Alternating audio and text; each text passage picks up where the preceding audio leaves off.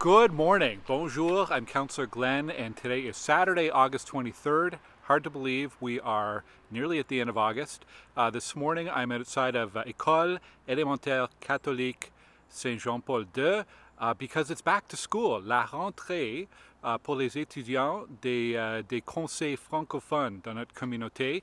Kids in the francophone school boards, French Catholic and French Public, go back to school on Tuesday. So we're already at back to school. We'll talk about that a little bit later. This is Capital Pride Week, and I wanted to start by saying a big thank you to everyone who came to our Pride Week flag raising last Sunday at Village Square Park. It was great to see the turnout. There's some photos of that on my website and on my Instagram page, and maybe we'll see you on Sunday at the Capital Pride Parade that's happening downtown on Sunday afternoon. Lots of events happening all week across the city. Now, just down the road, Robert Grant Avenue at Abbott Street, for the past few weeks there have been a lot of traffic disruptions. They are basically rebuilding the roundabout in anticipation of the segment of roadway opening between Abbott Street and Hazeldean Road. The good news is the traffic disruptions, or the major traffic disruptions around the roundabout, are done. They're done pouring the concrete and laying the asphalt. That piece of it is done. There's some minor work like line painting and installing some light fixtures and wiring and so on for that part of the roundabout. That's not going to be major traffic disruptions, but they really wanted to get that work substantially completed before the start of school for École Paul Desmarais there. In terms of the rest of the roadway from Abbott Street to Hazeldean Road, right now we're looking at a mid-October opening for that. So it's coming, and I want to thank residents for their patience over the past few weeks during that busy construction at the roundabout. Now, schools, back to school, or la rentrée en français, like I said, it does begin Tuesday for Francophone schools, French Public and French Catholic. So I wanted to remind residents to please be extra cautious when you're driving in our community, especially near schools. There'll be a lot of kids walking and on bikes. There'll be kids on school buses. So please use some extra caution around schools. And I always say, if you can, just try to avoid driving near schools during the morning drop-off and the afternoon pickup. The less traffic, the less vehicles we have in those areas, the better. I know not everybody can avoid completely driving through them, but if you can choose an alternate route or leave a little bit earlier or a little bit later, it really makes a big difference.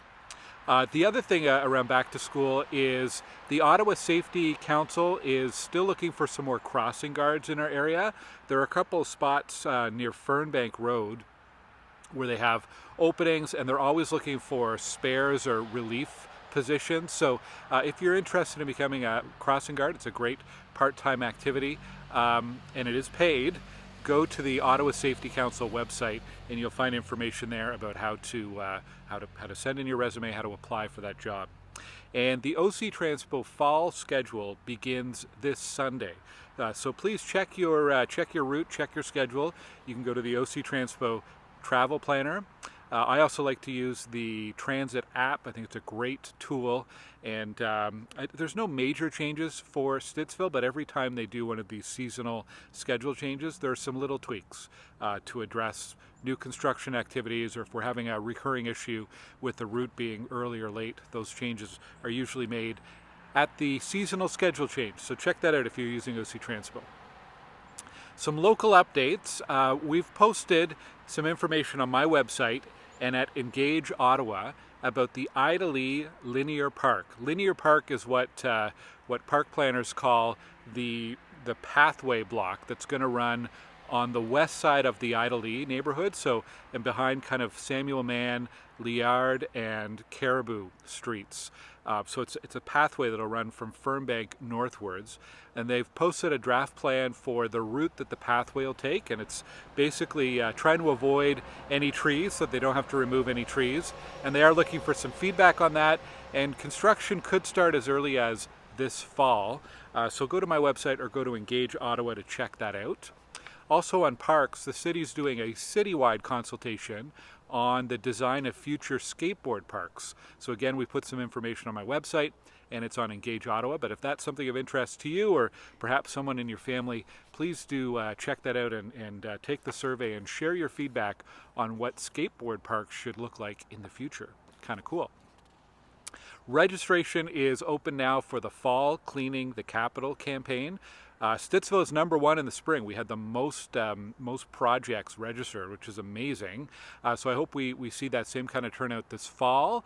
Check it out at ottawa.ca/clean. You can register and get your cleanup kit and get more information there. Ottawa Public Health have put out a warning around West Nile virus. They did have a mosquito test positive for West Nile, so they're reminding folks to take precautions. Make sure you're wearing bug spray and make sure you're wearing long sleeves if you're going out. Get rid of any standing water that might be around your home. For more information about that, you can visit ottawapublichealth.ca. I don't think there have been any confirmed human cases of West Nile, but they have identified it through the testing that they do of mosquitoes in the area. So be aware of that. Hazeldean Road, not Stittsville, but in Kanata, the Kanata part of Hazeldean Road around Castle Frank. There has been some work going on for quite a while around water main work, and there have been lane reductions and lane closures. There's a major closure this weekend for the next week or so, just east of Hazeldean and Castle Frank. So be aware of that if your errands or your life take you to that area. Our Welcome to Stittsville Newcomers Guide, I think I mentioned this a couple weeks ago. The next edition, the second edition, is available on my website, glengower.ca/welcome. It's also available at my ward office, so drop by at Cardell Rec.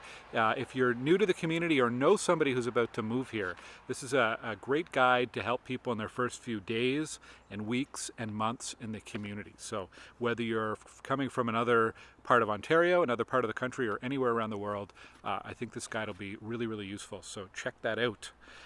Some upcoming events. This afternoon there is a block party in support of the Stittsville Food Bank, and that's happening on Cope Drive near Fernbank. There's a CornFest at Village Square Park and an artists and craft market. And those are both today. And then on Thursday, August 28th, the Stittsville Business Association is doing their After 5 exchange. This is for local businesses. You have to register for that in advance, so go to the Stittsville Business Association website for more information. So lots going on. That's it for me this week. I hope you have a great weekend. Looks like a beautiful day ahead here on Saturday. And again, good luck to all the teachers and students and parents as we head into back to school season. Take care. Bye-bye.